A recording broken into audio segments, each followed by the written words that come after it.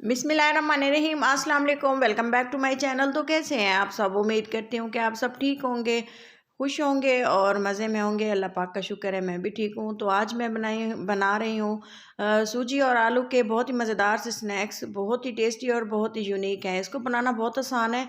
इसको आप रमज़ान में और किसी भी वक्त आप बच्चों को बना के दे सकते हैं, रोज़ेदारों को बना के दे सकते हैं, उनका दिल खुश करने के लिए। ये एक बहुत ज़बरदस्ती रेसिपी है।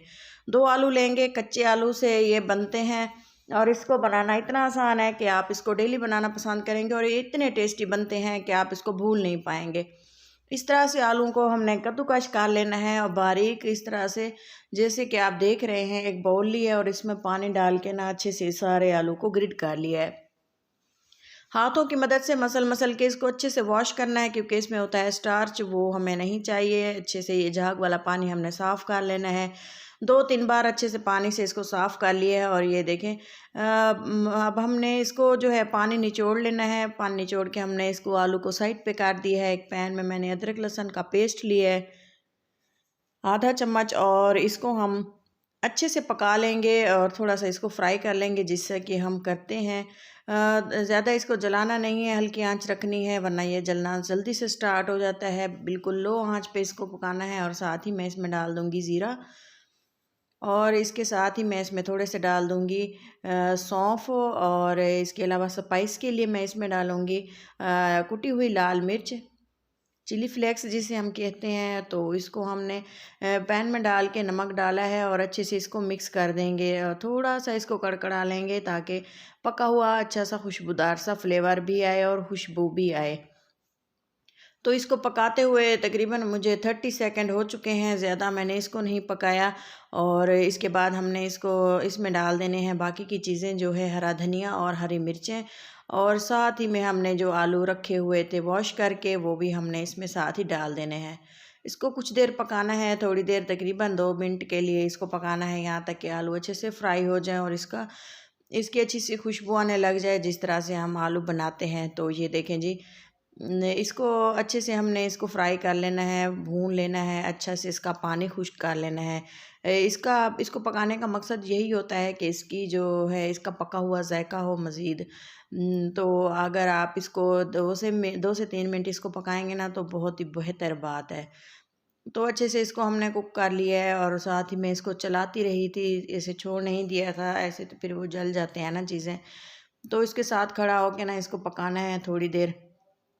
तो आप देख रहे हैं कि कितने ही फ़ाइन तरीके से मैं इसको हिलाते हुए पका रही हूँ। और इसी दौरान अगर आप मेरे चैनल पर नए हैं, तो मेरी ये वीडियो देख रहे हैं, तो इसको ज़रूर लाइक कर दें और चैनल को सब्सक्राइब कर दें, ताकि मेरी आने वाली वीडियो आपको टाइम से मिल सके।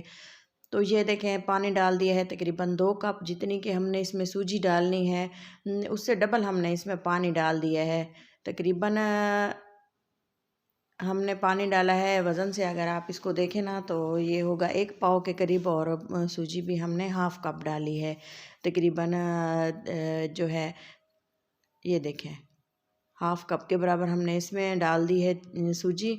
सूजी से ये इतने मज़ेदार स्नैक्स और इतने फ्लेवरफुल ये बनेंगे ना, तो आप सोच भी नहीं सकते। ये देखें, डालते ही ये फूलना शुरू हो जाती है। और इसमें ये देखें, ये पानी आप बिल्कुल भी इसकी फ़िक्र नहीं कीजिएगा। ये पानी, इसको पकाते रहेंगे ना 2 से 3 मिनट, तो सूजी जो है सारा का सारा पानी अब्ज़ॉर्ब कर लेती है। और इसके बाद अब हमने इसको पकाते रहना है, इसी तरह से हिलाते रहना है, ताकि इसमें गुठलियाँ वगैरह ना बन जाएं। इजीली तरीके से हमने इसकी कुकिंग करनी है। और इसको साथ ही चलाते हुए पकाते रहना है, और इस हद तक इसको पकाना है कि ये एक पेड़ा सा बन जाए। अगर हम इसको इकट्ठा करें ना, तो ये इकट्ठा होने लग जाए। ज़्यादा इसको भी हार्ड नहीं करना, ज़्यादा सॉफ्ट भी नहीं करना। आप देख लें कि ये किस हद तक मैंने इसको पकाया है और ये कितना ही गाढ़ा हो चुका है।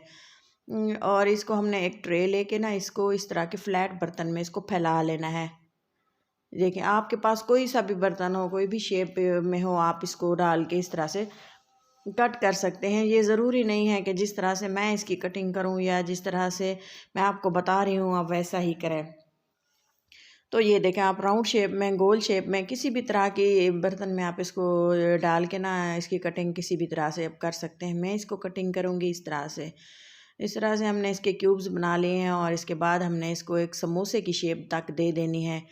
ये देखें, आप देख रहे हैं कि इसको बनाना कितना आसान है। आप चाहें तो इसकी स्टिक्स भी बना सकते हैं, इसको फ्राइज़ की शेप में भी कट कर सकते हैं। जिस तरह से आपको ईजी लगे, जिस तरह से आपके बच्चे और घर वाले पसंद करें, वैसे आप इसको बनाएं। तो ये देखें, ऑयल को गर्म होने के लिए रख दिया है और जो हमारे स्नैक्स की कटिंग हमने कर ली थी वो हमने इसमें एक एक डाल के, दो दो तीन तीन डाल के हमने इसको फ्राई कर लेना है। ये बात ध्यान में रहे कि इसमें हमने इसको वर्कआउट नहीं करना, वरना ये साथ में चिपकना स्टार्ट हो जाते हैं ना, तो फिर इसका जो है, इसका एक मसला होता है, ये फिर चिपकते हैं ना, टूटने लग जाते हैं। वैसे तो ये बिल्कुल भी नहीं टूटेंगे। आप इसकी इस बात का ध्यान रखिएगा कि इसको एक किसी फ्लैट बर्तन में फ्राई करें, या अगर आप इसको फ्राई करना चाहते हैं तो थोड़ा थोड़ा इसको तो कम कम डाल के इसको फ्राई करें। 2 से 3 मिनट के लिए इसकी फ्राई करनी है, फ्राई इसको करना है। और ये बिल्कुल क्रंची और टेस्टी, बाहर से इतने हार्ड और क्रिस्पी होंगे, अंदर से इतने सॉफ्ट और टेस्टी होंगे। आप इसको एक बार खाएंगे ना, आप घर में इसको हफ्ते में 3 बार इसको लाजमी बनाना पसंद करेंगे।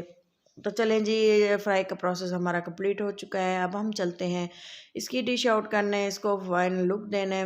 तो ये देखें, तमाम जो स्नैक्स है हमारे प्लेट में आ चुके हैं। और इसके बाद जो हमने साथ में रखा है केचप, आप इसको चटनी के साथ, रायते के साथ, और इसको किसी भी चाट के साथ, किसी भी तरह से आप इसको खा सकते हैं। बहुत ही यमी और बहुत ही टेस्टी से स्नैक्स हैं। आप समोसे, कचौरी, ये तमाम चीज़ें खाना भूल जाएंगे अगर आप इसको एक बार बनाएंगे। रमज़ान के लिए एक बहुत ही ज़बरदस्त सी रेसिपी है।